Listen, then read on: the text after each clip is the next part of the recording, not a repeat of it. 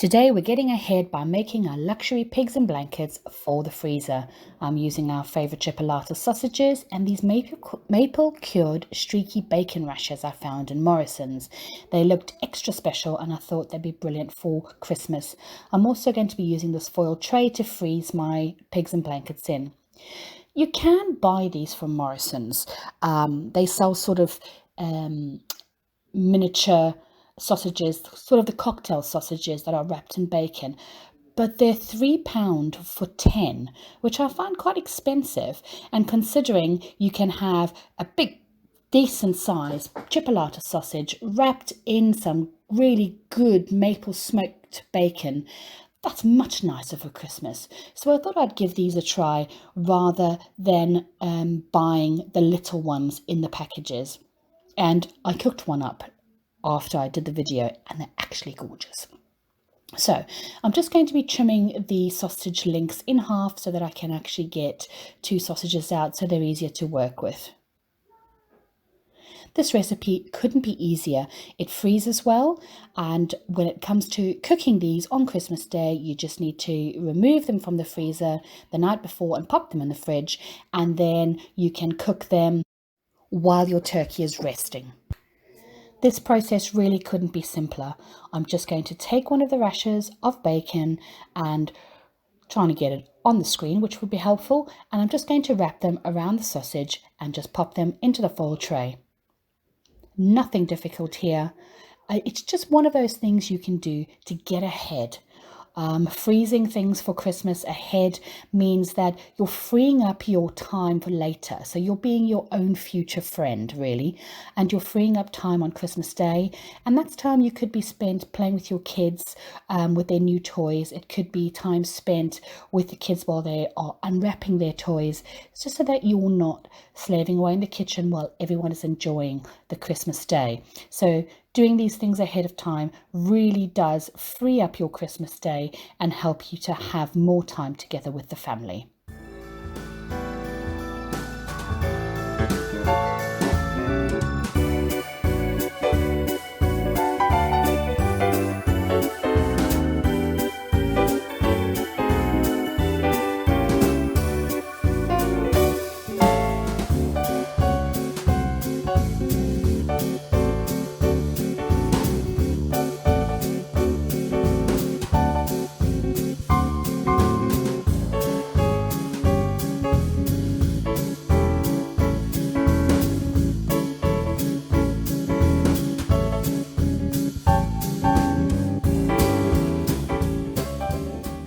As you can see, these are all done now, and I'm just going to cover them with foil and write on the front of the foil what they are so that I don't forget them in the freezer, and the date. Always make sure that you write the date on your items that you're going to be popping into the freezer.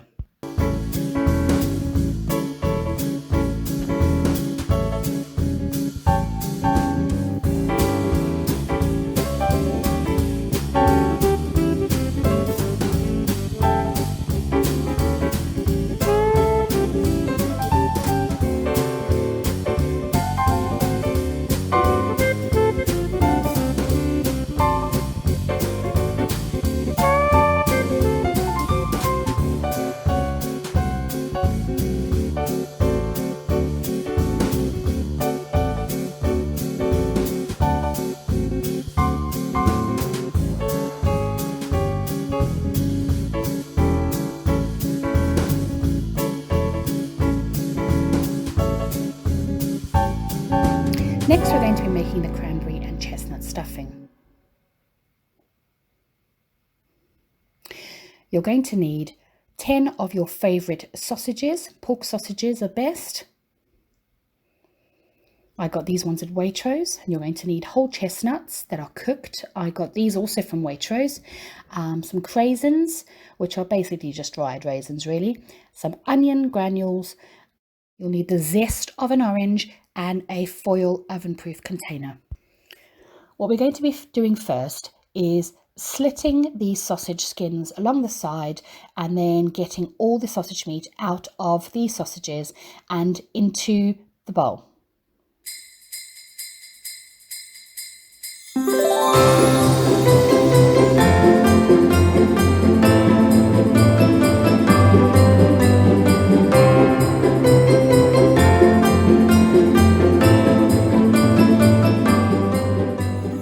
This is just much easier than trying to squeeze out the sausage meat from the skins. You just peel the skin aside and the meat is easy to get out.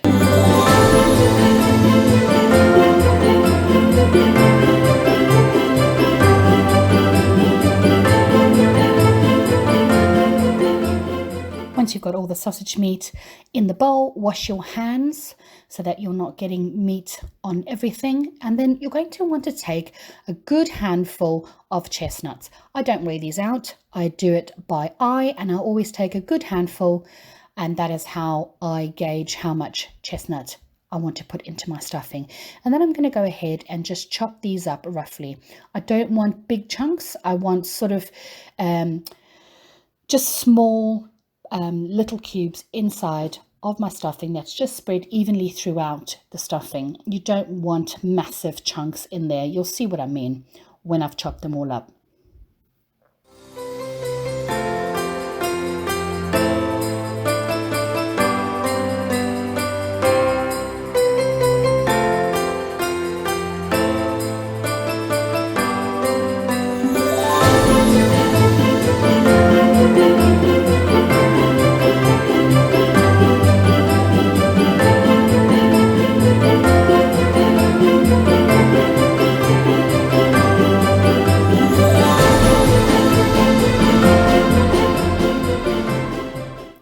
And then we're going to add them to the sausage meat.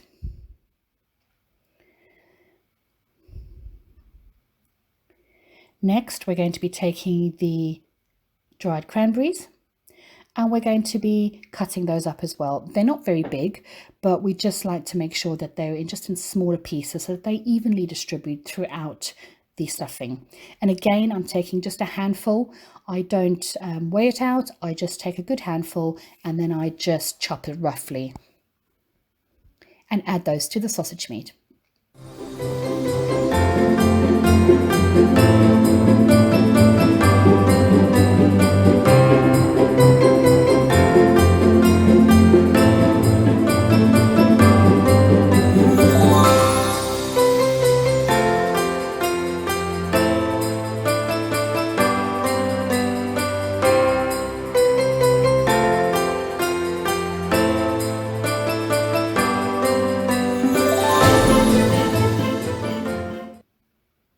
Next, I'm going to add a teaspoon of onion granules.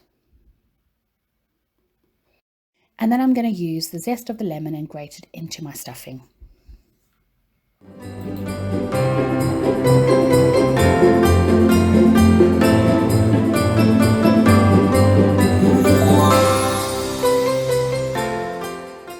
I just want to make sure that I don't get the white part of the orange into the stuffing, as it can be a bit bitter.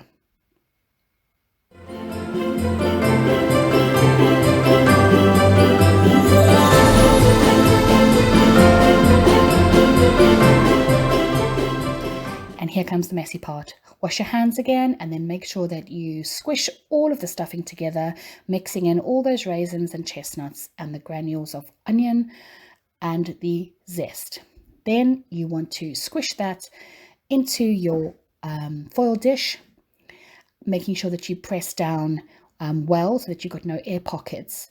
I've got slightly too much to fit into this foil dish, and I could see the foil dish bulging at the sides, which meant that the lid wouldn't fit very well in the freezer, and I wanted to make sure that it fitted well so that the stuffing didn't get freezer burn.